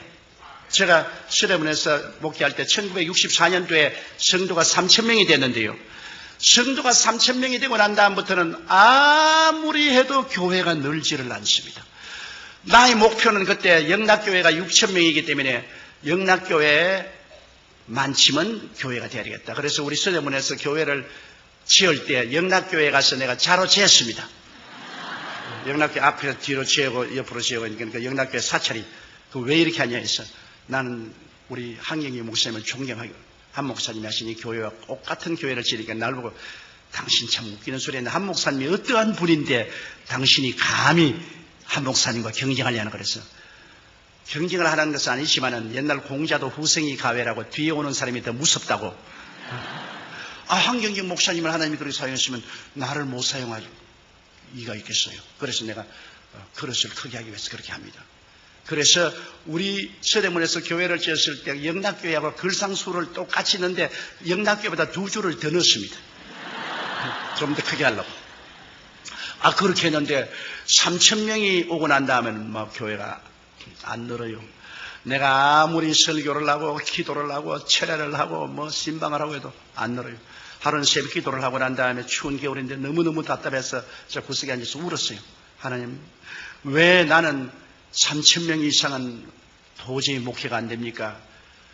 추운데 울다가 피곤했는지 막 깊은 잠속에 빠졌어요. 아주 깊은 잠속에 빠졌는데 비몽사몽간에 제가 하나님 앞에 서 있는데 하나님은 안 보여요. 내 생각에 하나님 앞에 서 있다고 생각했어요. 그런 장엄하고 영광스러운 있는데 하나님 음성이 들려오셨어요. 사랑하는 아들아, 네가 교회가 3,000명 이상으로 성장하기를 원하느냐? 아이고, 하나님 3,000명 이상으로 성장하기를 원합니다. 나는 세계 최대 교회가 되는 것을 보고 싶습니다. 그러니까 그럼 내가 하나 묻겠다. 이스라엘 백성이 광야에 나가서 메추라기를 잡으러 갔다라면 몇 마리 잡았겠느냐? 그래서 아이고 하나님, 광야에는 메추라기도 없거니와 맨손 들고 메추라기 잡으러 다니면 메추라기가 어떻게 잡힙니까? 그러므로 사람들이 맨손 들고 나갔으면 메추라기 못 잡았을 겁니다. 그래? 그러면 내가 바람을 보내니까 메추라기를 얼마 잡았냐? 메추라기가 그건 진에 그냥 티끌같이 떨어졌습니다. 네가 지금 하는 일이 뭐냐? 맨손 들고 메추라기 잡으러 나온 이스라엘 백성 같지 않느냐? 네가 인간의 수단과 방법과 힘으로 그냥 고함치고 설교하고 그냥 신방하고 온갖 짓을 해도 맨손으로 뭘 잡느냐? 성령님께 의지해서 성령 바람이 불어오면 죄인들이 메추라기 떨어지듯이 너희 교회로 떨어지지 않겠느냐? 그래서 내가 그게 비몽사몽간인데도 주님, 나 예수 믿었으니 성령 받았지 않습니까? 그리고 내가 또 성령 충만도 받고 은사도 받아서 방언도 하고 하는데 성령 다 받아주겠네. 야 이놈아! 그게 이놈아 너 큰일이다. 성령이 무슨 장난감인 줄 아느냐? 성령님은 장엄한 하나님이시다. 하나님을 하나님으로 모셔야지 뭘 성령 받았으면 내가 성령에 대해서 다 안다고? 막 그 호통에 내가 막 혼비백산에서 잠에서 깨어났어. 깨어나니까 그 추운 겨울인데 오그리고 너무나 마음에 들어요. 그 길로 내가 사무실에 뛰어가서 하나님이 성령과 교통하라 했는데 교통을 찾아보니까 바로 고린도 후서 13장 13절 14절이 되어 있어요. 하나님의 사랑과 예수 그리스도의 은혜와 성령의 교통, 그걸 갖다가 헬라어로 보니까 코이노니아투 하기우 푸니우마투스라고 되어 있어요. 거룩한 성령과 코이노니아라. 그리고 코이노니아를 또 사진을 찾아보니까 첫째가 펠로십, 교제고, 둘째가 파트너십, 동업이고, 셋째가 완네스, 일체고, 넷째가 트랜스포테이션, 운송이고, 그런 의미가 있어요. 그래서 내가 그걸 가지고서 주님께 물어볼 거라 기도하겠습니다. 주님이시여, 나는 여태까지 성령님을 그냥 내가 이용할 수 있는 힘으로 생각했습니다. 성령님을 하나님의 장엄한 인격으로 생각하지 아니하고 내가 이용할 수 있는 힘으로 생각해서 그저 성령 받았다, 성령 충만하다 그런 소리를 했는데 너무나 잘못했습니다. 성령을 슬프게 한 죄를 용서하여 주시옵소서. 그러고 난 다음에 제가 하나님이여, 성령이 인격적인 하나님이면 그러면 이제는 성령 시대에 성령님이 나를 돕는 하나님으로서 나와 같이 계시기 때문에 나의 가정교사와 같지 않습니까? 이러므로 제가 성령님을 인격적으로 모시겠습니다. 그날 물어볼 거리가 성령님을 인정합니다. 환영합니다. 모시드립니다. 오늘부터 의지합니다. 그러고 난 다음에 아침에 일어나면 제가 성령님 오늘 참 좋은 날입니다. 오늘 성령님과 저와 더불어 예수 그리스도의 은혜와 아버지의 사랑을 힘껏 전하게 해주시옵소서. 그리고 설교를 짓기 전에 성령 보혜사시여 나에게 하나님의 계시를 주어서 진리의 말씀을 깨달아 알게 하여 주시옵소서. 또 설교하러 나가기 전에는 성령님이여 나를 도와서 기름 부어주시고 성령님의 능력으로 설교하게 해주시옵소서. 그래서 성령님 나갑시다. 강단에서 일어날 때마다 성령님 나갑시다. 또 해외에 가면 성령님 또 외국어도 잘 아니까 나는 이제 Let's go dear Holy Spirit, Let's go. 그러면서 그때부터 성령님과 펠로십 교통을 하기 시작했습니다. 내가 성령님을 인정하고 환영하고 모시드리고 의지했습니다. 늘 매일같이 제가 수십 분 수백 번 말하는 것은 성령님 인정합니다. 환영합니다. 모시드립니다. 의지합니다. 성령님 나와 같이 하여 주시옵소서. 성령님 나를 붙들어 주시면 나는 아무것도 못합니다. 그리고 설교하고 난 다음 보혜사 성령님이 기름 부으셔서 우리 주 예수 그리스도의 복음을 전할 수 있게 해주신 것을 감사합니다. 성령의 교통. 그 다음에는 파트너십, 동업입니다. 하나님 사업을 하는데 이제는 성령님이 주수꾼의 주인이 되시고 나의 선배 동업자가 되시고 나는 성령님을 따라가는 후배입니다. 여러분께서 우리 성경에 보면은 사도행전 13장에 바울과 바나바와 여러 사람이 모여서 금식 기도할 때 성령이 말하기를 내가 시키는 일을 위하여 바울과 바나바를 따로 세우라 했지 않습니까? 하나님의 복음 사업은 성령님의 일입니다. 성령님이 주수꾼의 주인이에요. 내가 시키는 일이라고 그랬습니다. 1인칭 대명사를 썼습니다. 그러므로 하나님의 사업은 지금 성령님이 주인입니다. 예수님께서 주수꾼의 주인에게 기도해서 많이 추수할 일꾼을 보라고 했는데 바로 성령님이 주수꾼의 주인인 것입니다. 그리고 우리는 일꾼입니다. 주수꾼의 주인 앞에 따라다니는 일꾼이 무슨 큰 소리 하겠습니까? 그래서 그때부터 무슨 일이 있어도 성령님이 아버지 하나님과 우리 주 예수 그리스도의 뜻을 쫓아 나를 인도하여 주시옵소서. 내게 가르쳐 주시옵소서. 성령님 내게 가르쳐 주시옵소서. 그렇게 기도를 하기 시작했는데 하나님 성령께서 너는 목회를 할 거 아니라 온 천하 만국에 나가서 복음을 전가하라. 그 하루 내가 기도를 하는데 갑자기 마음에 성령의 감동이 생겨가지고서 푸득 일어섰어요. 쓰고 내가 두 손을 이렇게 펼치게 됐는데 이렇게 펼치고서 교회 주위를 픽 한 바퀴 돌았어요. 나도 왜 그런지 몰라요. 그러고 기도하니까 네가 장차 은빛 날개를 타고 온 천하 만국에 가면서 복음을 전가할 테니 지금부터 영어를 공부하라 그러시더라고요. 그런데 내 생각에 천하 만국이 아니라 부산 갈 돈도 없는데 내가 무슨 비행기를 타고 천하 만국에 돌아있는 내 당장 내 마음속에 우습게 생각하더라고요. 이건 정말 내가 망상이다. 그런데 기도하는데 마음속에 성령께서는 두고 봐라. 너는 온천하야 되면. 그래서 내가 아버지 하나님 온천하 말고요 한국에서 부흥이나 하게 해 주시옵소서. 그러니까 그때부터 한국에 부흥회를 나가면 부흥회만 나가면 난 그날부터 아픈 게 마치는 그날까지 아파요. 너무너무 몸이 아파가지고서 아유 죽을 징이. 그게 부흥회를 못하겠어요. 그런데 하나님께서 너는 한국에 사지 말고 외국으로 나가라. 그래서 그때부터 영어를 공부하기 시작했는데 저는 6.25 사변 때 전쟁 통해서 자랐기 때문에 정식적인 공부는 우리가 못했잖아요. 학교가 있어야 공부를 하죠. 그래서 정식적인 공부를 못했기 때문에 실력이 없어요.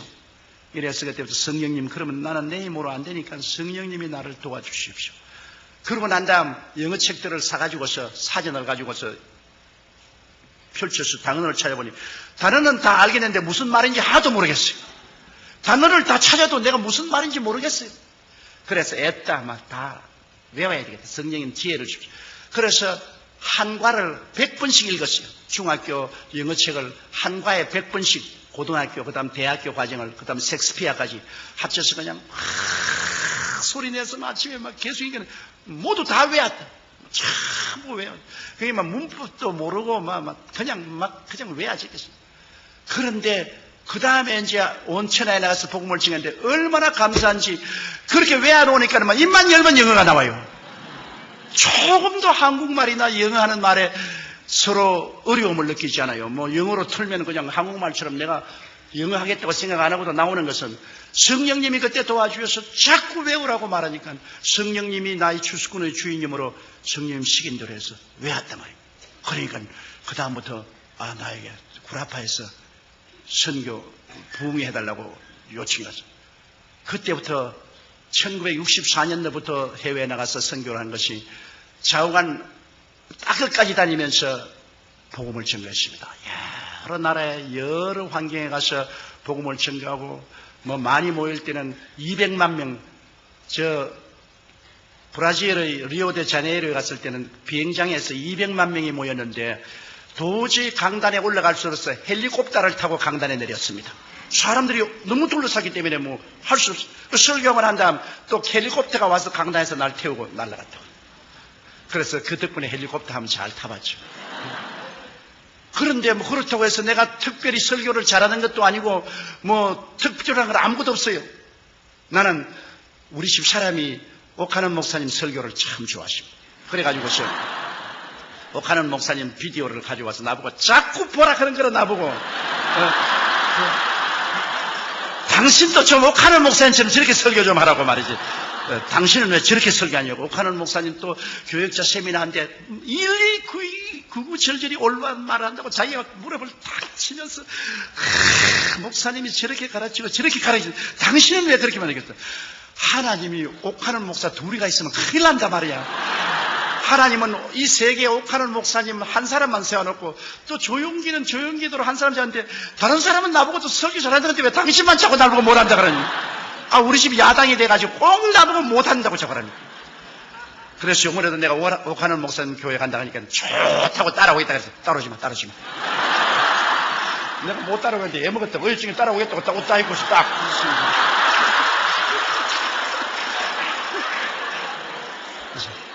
아이, 따르지 마라. 당신 따라오면 안 된다고. 하나님께서 좌우간 성령으로 말미암아 한 사람은 이렇게 사용하고 다른 사람은 은사를 저렇게 사용하는데, 그래서 저는 교회도 70만이 된 것 왜 되는지 몰라요. 사람들은 말하기를 날 보고 대교회주의 한다고 욕을 하고 말했는데 내가 대교회주의 한다고 교인이 오나요? 어떻게 하다 보니까 되었어요. 내가 옛날에 영락교회 한경희 목사님에게 좀 배우려고 비서실에 연락하고 아무래도 한경희 목사님 만날 수가 없어요. 그러다가 어떤 공공장소에서 한경희 목사님을 만나가지고 너무나 반가워서 한 목사님 어떻게 하면은 나도 한 목사님처럼 큰 교회 목회를 할 수 있습니까? 그러니까 날 보고 가만히 그저 장로교식으로 하다 보니까 교회가 커졌죠. 그래서 내가 얼마나 원망스러워요. 이 할아버지가 자기만 크게 하려고 나에게는 비결을 안 가르쳐주고 어떻게 하다 보니까 이렇게 되었다고 말이야. 야, 너무나 야속하다. 이 세계적인 주의 중에 어떻게 이렇게 욕심이 많고 젊은 사람을 안 키워주나. 그렇게 내가 원망을 했다. 근데 요 사이 사람들이 다 와서 나오니 어떻게 해서 70만 성을 하니까 하다 보니까 그렇게 되었다. 비결을 몰라요. 비결 없어요. 하다 보니까 그렇게 됐어요. 모든 것은 하나님이 당신의 뜻대로 하신 것입니다. 사람이 해서는 게 오직 성령님과 펠로시브 교제하고 성령님이 나의 주수꾼의 주인이 되고 나의 그 시니어 파트너가 되어서 선배 동업자가 되어서 그저 자꾸 기도하고 성령님 시키는 대로 성령님이 시키는 대로 따라하면 성령님이 역사해 주시는 것입니다. 그러고 난 다음 성령님과 언제나 하나된 삶을 살아야 돼요. 성경에는 보면은 예수 그리스도와 합친 사람은 한 영이라고 말했는데 성령과 하나됨을 힘차게 지키려고 애를 쓰고 성령님께 의지하여 성령님이 야곱이 꿈에 볼 때 천사가 하늘에 땅에 오르락내리하듯이 성령님이 말할 수 있는 단식으로 우리를 위해서 기도해 주어서 하나님께 상달되게 하고 또 하나님의 응답을 또 우리에게 임하게 해 주시고 하잖아요. 제가 이 성령님이 말할 수 있는 단식으로 기도하는 그 개설을 많이 보았는데 우리 교회 셀리드 한 사람이 종로 계신데 남편이 경찰서 종로 경찰서 경찰관이었다고요. 그런데 집을 비워놓고 이 구역에 인도하러 가다가 종로 내거리에서 갑자기 막 기도가 하고 싶은데 막 견딜 수가 없어. 그거는 뭐 어디에 뭐 뛰어 들어갈 수도 교회도 없으니까 그만 그 종로 내거리 그 길거리 쪼그리게 앉아가지고서 기도하는데 뭘 기도할지 모르니까 방언으로 성령을 이렇게 의지해서 방언으로 막 말할 수 있는 단식으로 막 기도하니까 누가 흔들어 깨우거든요. 보니까 경찰관에서 이 무슨 미친 여자가 이 길거리에 와서 이렇게 교통거리 뭐 사람들이 구경한다고 하고 사람이 잔뜩 둘러섰습니다. 그래. 아니 나 미친 여자가 아니고 내가 갑자기 기도하고 싶어서 이 길거리가 교회인 줄 알아요? 그래서 아유 미안합니다. 그러고 난 다음 구역 예배를 인도하고 집에 가니까 어렵소. 강도가 들어와가지고서 뭐 집을 막 완전히 뭐 다 뒤져 놓았는데 서랍 다 뽑아놓고 그냥 막 옷까지도 다 흐트러 놓고 뭐 야단났습니다. 아유 이제 큰일 났다. 우리 남편이 예수를 안 믿는데 이게 돈도 좀 있고 기금숙 조인데 다 잃어버리면 이제 오늘부터 내가 얻어맞고 이제 뭐 절단 났다고 엉엉 울면서 뛰어가니까 서랍을 열어놨는데 거기에 돈도 눈에 보이고 기금숙도 눈에 보이는데 눈에 보이는 돈과 기금숙을 안 가져가고 쓸데없는 옷까지만 몇 개 가지고 가버렸어요.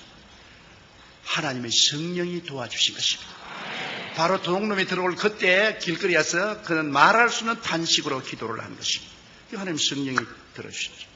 또 우리 교회 성도 한 분은 남편이 버스 운전기사인데 자기가 부흥회 가서 낮 예배에 참석했는데 어이구 뭐 강사가 설교하는데 설교 듣고 있는데 막 너무 막 기도가 막 하고 싶으면 견딜 수가 없어.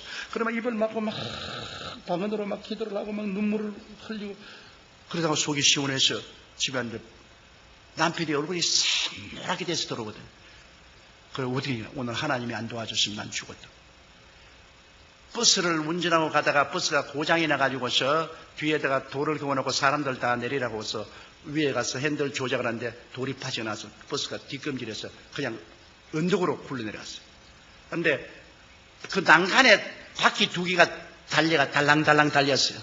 그대로 굴러갔으면 죽었을 것인데 그래가지고서 벌벌 기어 나왔어요.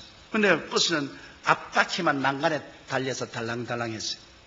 그래 이 자동차가 와가지고서 레이카가 와서 토해냈는데 그가 하는 말이 이것은 하나님이 나를 돌봐주지 않았으면 우리가 오늘 다 죽을 뻔하겠다. 바로 그 시간을 맞춰보니까 이 자매님이 간절히 방언으로 기도하던 그때 있었습니다.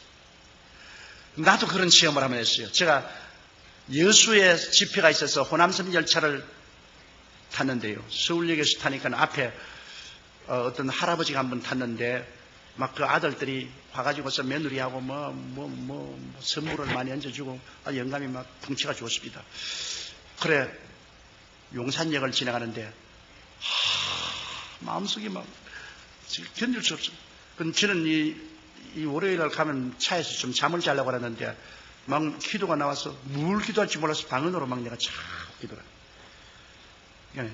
나중에 이 할아버지에게 전도하라 그래. 그래서 내가 할아버지 올해는 참 풍년이 들어서 좋겠습니다.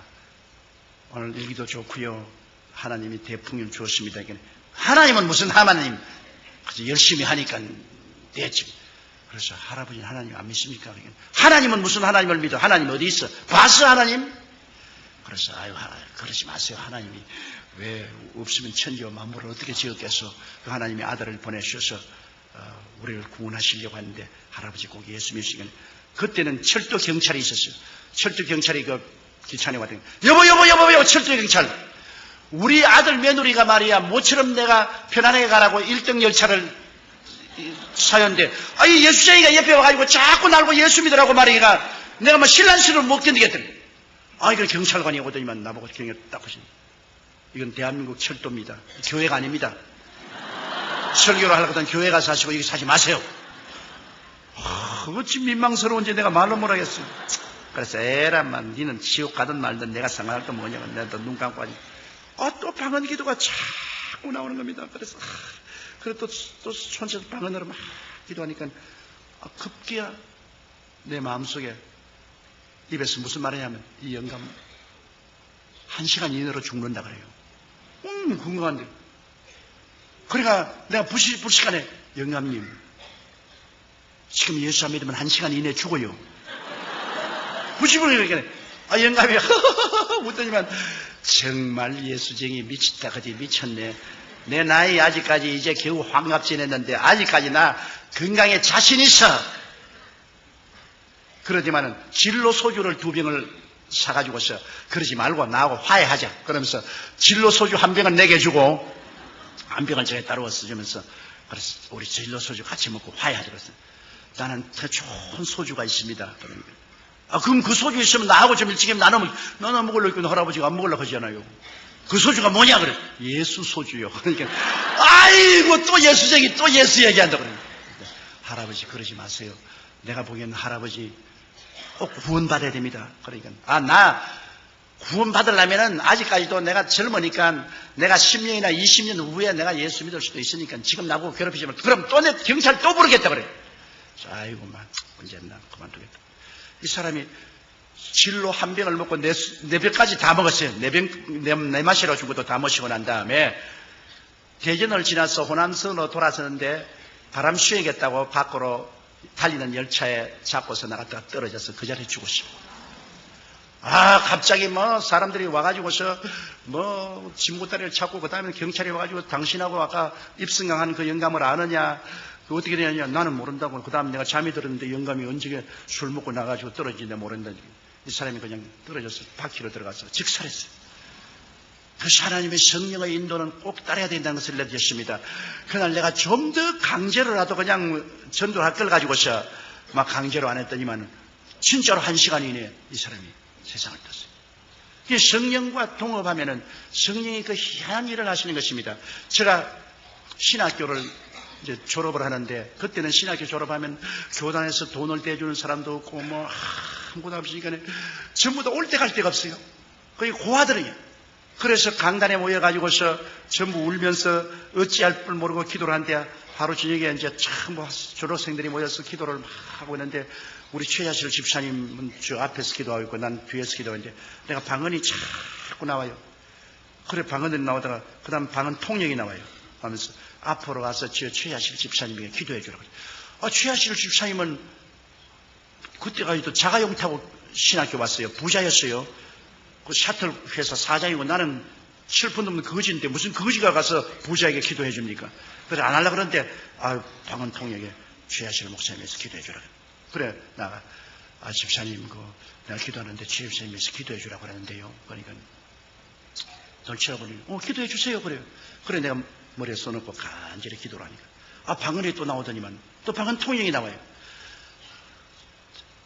뭐라고 하냐면 좋은 말이 나오면 좋은데 당신 신학교 졸업받고 난 다음에 남편에게 이혼당할 거예요. 남편이 당신을 버리고 다른 여자하고 결혼하고 이혼당할 거예요. 당신은 굉장히 생활에 고통을 당할 거예요. 그러고 난 다음에 그 다음 장면이 기가 막힌 장면입니다. 지금 안수하고 있는 이 사람이 당신 사위가 될 거예요.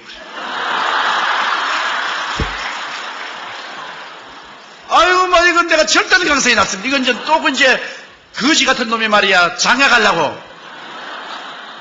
난 그 집 딸이 있는 줄도 내가 몰랐는데 내가 얼마나 당황한데 그런데 계속해서 말이 나온 거예요. 그리고 날고 가는 말이 이 당신이 사회에 될 이 사람은 군대에 가서 거의 죽은 사람에 대해서 제대에 나올 거예요. 그러고 난 다음에 당신 딸하고 결혼해서 함께 목회할 거죠. 그러니까 탁 이제 손을 떨치더라고요. 우리 최 입사님이요. 그러면서 날 보고서 별난 사람 다 봤네. 그러더라고요. 그러니 내가 먼저 안질부절이요. 그래서 내가 하나님께 나서 하나님, 나 그런 그 꿈에도 생각하는데 왜 그런 말이 나오야 합니까? 사탄아 물러가라. 사탄아 물러가라. 이놈의, 내가 사람이 재수가 없으려니까 희한한 기도하는 사탄아 물러가라. 사탄아 물러가라. 그런 저 속으로 사탄 아니다. 두고 봐라. 그래가지고서 학교 졸업하고 나는 이제 미국으로 유학을 가야 되겠다 싶어서 선교사 집에 가서 머물면서 선교사들에게 한국어를 가르치고 있었어요. 근데 우리 최 집사님이 저 불광동에 가서 뭐 고아원 한다고 애들하고 뭐 교회 세운다고 한다 그래요. 그 이야기를 듣고 내가 한번 구경하러 갔습니다. 구경하러 가니까 세상에 거지도 그런 거지가 없어요. 왜 이렇게 되시겠냐? 남편에게 이혼을 당했다 그래요. 남편이 네가 주의 종이 될 것이냐, 안 그러면 나하고 댄서 같이 타고 이렇게 살 것이냐. 난 주의 종이 되겠네. 그럼 이혼해서 재산 다 뺏기고 거지가 돼가 애들하고 그곳에 가서 있어요. 그래 참 내가 참 보기가 너무 안 됐어요. 그래서 내가 미국 가기 전에 여기 와서 내가 좀 설교를 하고 도와줘야 되겠다고. 그래서 설교를 해주고 같이 도와주는데 교인이 자꾸 모여오잖아요. 자꾸 모여오고. 그래가지고서 내가 이제 미국 가려고 하는데 교인이 한 300명 되니까 뭐 교인들이 들고 일어나서 미국을 왜 갔냐고 말이야. 우리 가난한 사람 버리고 말이야. 자기 혼자 출세하려고 하냐고 말이지. 막 울고 불고 고함치고 가 뭐 미국에 못 갔죠. 그래서 교인 한 300명이 돼가지고서 제가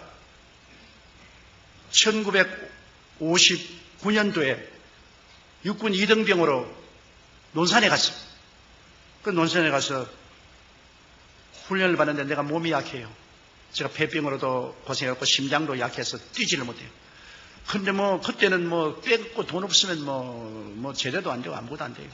그래가 그 훈련을 참 기가 막히게 된 훈련을 받고 난 다음에 그 다음에 또 배속을 어디 받았냐? 정보 부대에 배속을 받아서 북한에 갔다 오라는 겁니다. 아주 무서운데 그냥 배속을 받아가. 그래가 뭐 고된 훈련을 받았어요. 그 낙하산 타고 떨어지는 것하고 뭐 요격 훈련하는 거하고 뭐 무슨 훈련을 받고 얼마 안 있으면 나도 떠나야 되는데 내가 하루 저녁에 중무장을 하고 철조망에 서서 울었습니다. 하나님, 나는 사람을 못 죽여요. 주의 종이 어떻게 사람을 죽입니까? 그럼 난 총을 쏠 수 없어요. 하나님, 날 좀 살려주세요. 근데 막 얼마나 배가 털고 아픈지 막 내가 견딜 수가 없어요. 뭐 가서 아침에 막 거의 죽게 돼요. 그 부대 군인관이 와서 이게 죽겠다고. 그래가 이 수도 육군병원에 탈창이 됐어요. 8시간 수술을 했습니다. 8시간 수술을 해서 겨우 살았는데다가 설상가상으로 또 폐렴이 걸려가지고서 그 다음에는 이제는 이 사람 죽었다고. 그래서 부대에서 다 전역해주고.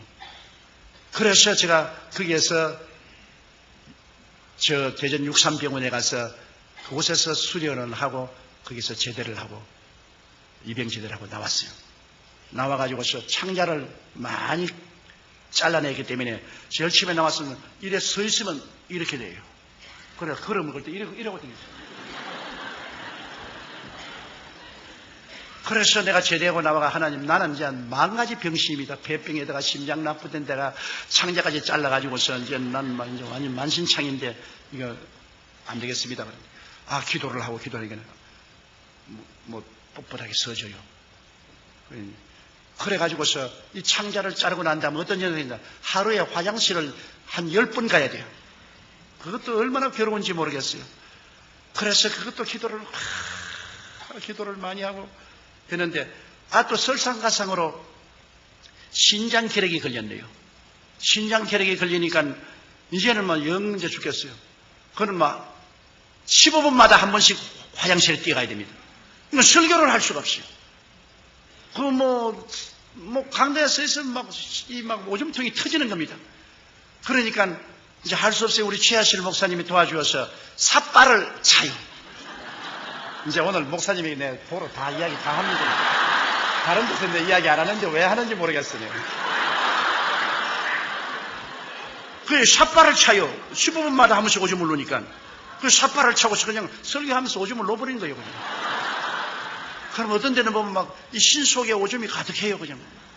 그게 우리 교인들은 모르지요. 교인들이 알리면 큰일 나지요. 그러니까 그래가지고 와서 내 사무실에 들어와서 또 삿발 갈아 치우고 6번씩 설교를 하는데 그렇게 하면서 설교를 했어요. 이게 뭐 죽기 아니면 살기. 그래서 한 번은 제가 헝가리의 부다페스트에 가서 설교를 하는데 또 그날 외국인 앞에서 이제 또 제가 이 삿발을 많이 가지고 댕겨요. 근데 삿발을 또 하려고 하니까 하나님 성령께서 야 임마야 얼마나 믿음이 없게 임마 삿발을 하고 돌아다니나 이런 애도 아닌데 하나님 그럼 왜 안 고쳐주십니까? 네가 결사적으로 기도를 해야지. 그렇게 결사적으로 기도 안 하고 희미하게 기도하면 어떻게 하냐? 그래 내가 그때는 막 결사적으로 하는 게 막 하나님 그러면 하나님이 난 돌이킬 수 없는 강입니다. 나는 막 이제 죽기 아니면 살기로 그냥 삽바 안 하고 그냥 하나님이 안 고쳐주면 막 강남에서 그냥 노박 막 오줌 살 테니까 그냥 하나님 알아서 하이소 막 그렇게 했는데 밤에 꿈을 꾸는데 꿈에 하나님께서 앞에 오는데 하나님은 안 보여 있는데요. 하나님이 오셨다 그래요. 근데 이런 학고를 상자를 하나 가지고 왔어요. 그러지만 상자를 탁 열면 내가 너 기도를 들었다. 그래서 상자에서 뭐가 이렇게 나오니까 아주 이쁜 신장이 하나 나와요. 그러면 하나님이 허리띠를 끌어라 그래요. 그걸 허리띠니까 바지를 내려라 그래요. 꿈에 바지를 내리니까 이거를 탁 그러면 내 속에 집어넣어 버리잖아요. 내 따르는 내 비서들은 잘합니다. 내가 어느 곳에 가든지 비서 보고 제일 먼저 명령하는 것은 화장실이든지 찾으라고 합니다. 그러면 내 비서들이 가서 어느 곳에 가든지 화장실부터 먼저 찾아요. 그러면 설교하기 전에 적어도 15분에 한 번씩 화장실에 뛰어가서 막 소변을 다 봐야 돼요. 그러고 난 다음에도 삽바하고 난 다음 이제 강당 올라가는데 그렇게 다 하고 난 다음 그 다음부터는 뭐 갔다 오는데 내가 이제 스웨덴에 집회를 가는데 내 같이 따라간 그 산호세 김 변호사가 가자마자 그 본목사를 보고 Where's toilet? 이제 묻지 마라. 내가 그래서 이제 묻지 마라. 끝장났다. 하나님이 새 것을 하나 갈아 넣어 주셨다. 이제는 필요 없다. 이제는 까짝 없어요 뭐. 그러고 난 다음부터. 그러니까 참 하나님이 그 희한한 역사를 베풀어 주시기도 하는데 그래도 아직까지 저는 안 나은 것이 있습니다. 나는 아직 심장이 약합니다. 근데 이거는 심장이 약한데 심장이 약하면은 이 어지럼증이 있고 고통이 있는데 이거는 아무리 기도해도 안 고쳐주는데 이것도 또 결사적으로 또 한 몇 달에 봐야는 보여야 되겠는데 이제 내 나이 67이라마 이제는 은퇴할 때도 되는데 근데 내버려 둘까 지금 생각하고 있습니다. 그러니까 하나님께서는 이렇게 모자라고 불비한 사람도 성령님의 능력으로 사용해 주시더라. 그 말씀인 것입니다. 그런데 내가 이제 예언을 봐요. 내 나이가 30이 되었는데 이제 장가를 드려야 되겠어요. 그런데 이제 교인들도 이제 꽤 많아졌잖아요. 이제 내 나이 30이 되니까 우리 교인도 이제 10,000명이 넘고 그러니까는 아주 프로포스가 많이 들어가요. 결혼하자고 많이 들어오는데 우리 시아실 목사님이 더 오시더니만 지금 우리 집 사람이 이제 이화여대 대학을 졸업했는데 자네 내 딸하고 결혼할래 안 할래 그러더라고요. 그래 나는 그 옛날 예언이 기억이 나기 때문에 자기 발로 걸어 들어오는구나. 내가 안 하면 어떻게 하겠나. 안 하면 나는 자네하고 목회 안 해. 나는 따로 나가서 할 테니까 자네가 하면 내가 내 딸하고 결혼하면 내가 결사적으로 뒤를 밀어주겠고 안 하면 나도 단전 빨리 치러야 되겠으니까 결정을 해야 되겠어. 그래 내가 꿈 기억합니까? 그때 날 손 탁 뿌리쳤죠. 그리고 이제는 왜 와서 딸 주려고 합니까? 그때야 뭐 철판도 없는 거지 같은 사람이 와가지고서 그런 말을 하기에 날 꿰려고 그렇게 하는 줄 내가 알았지. 그러나 예언 그대로. 그래서 내가 결혼을 했어요. 우리 집사람하고 결혼하고. 그리고 우리 장모님을 모시고 사는데 10년이 지난 날에 그때 예언이 그렇게 나와요. 10년이 지난 후에 너희 남편이 도로 돌아올 것이라. 그런데 10년이 지난 후에 하루 눈이 오는 날인데 누가 대문 밖에 서 있어요. 그래 나가 보니까 우리 장인 영감이 보따리를 싸고 대문 밖에 있어요. 왜냐하면 댄스하고 결혼했다가 돈을 못 버니까 도망을 쳐버렸어요. 그러니까 이 걸레 같은 이 헌옷까지 사가지고 썼어요. 그래서 내가 우리 장모님 보고 제 아버님이 오셨으니까 모시니 난 눈에 흙이 들어가도 안 봐요. 언제 우리 고생하고 괴로울 때는 자기 다른 여자하고 아주 놀아지기만 한 다음에 이제 우리가 이제 성공해서 잘 살만하니까 찾아와. 여자들이 참 모집디다. 뭐 딱 결심하고 난 안 본다 그래. 그래서 내가 어머니 이거는 예언 아닙니까? 그때 기억합니까? 1958년 5월 전에 우리 신학교에서 기도할 때 그 기억합니까? 그때 이혼당할 것도 하나님 말씀하시고 내가 사위 될 것 말하고 아버님이 10년 동안 외도하다가 돌아올 것을 얘기하는데 이건 하나님 뜻이요. 받아들이시오. 그래 강제로 받아들여가지고서 그 영감님 신학교 보내가지고서 전도사 되어서 내 밑에서 전도사 목사 일하다가 천당 갔어요. 그리고 우리 장모님도 천당 가고. 성령께서 우리와 같이 계시면 필요하면 성령님이 꿈도 주시고 환상 주시고 방언도 통역도 주시는 것을 저는 체험을 했었습니다. 그래서 예수 그리스도의 살아계신 증거가 말로만 진행이 아니라 실제 생활에서 뚜렷이 나타나게 하나님의 성령께서 역사하는 것을 보았습니다. 이러므로 성령은 다른 보혜사로서 예수님과 똑같은 다른 보혜사로서 오늘 우리와 같이 계시면서 우리와 교제하고 우리의 선배 동업자가 되시고 주수꾼의 주인이 되시고 우리와 함께 계시고 또 우리를 위해서 말할 수 없는 탄식으로 기도를 해주시고 그를 통해서 우리는 마귀를 이기고 그리스도의 복음을 온 천하 만국에 전가할 수가 있게 되는 것입니다.